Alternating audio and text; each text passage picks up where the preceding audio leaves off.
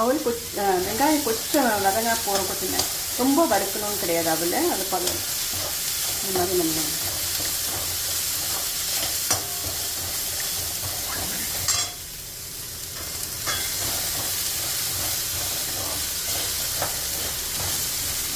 இப்போ இதை நம்ம போடணும்.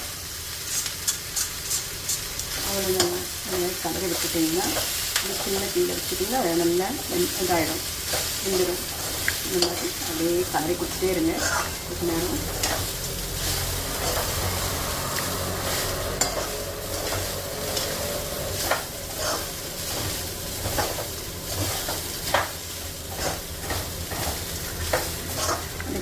மூடி வச்சுட்டு அது ஒரு 5 நிமிஷம் மூடி வச்சுட்டு பிறகு சரியாயிடும். அது நிறுத்துறதுக்கு முன்னே கொஞ்சம் லைன் போஞ்சிட்டு அது அப்புறம் தேங்காவையும் திருவி கொத்தமல்லி கருவேப்பிலை போட்டுட்டிங்கன்னா அது தயார், உப்புமா தயார்.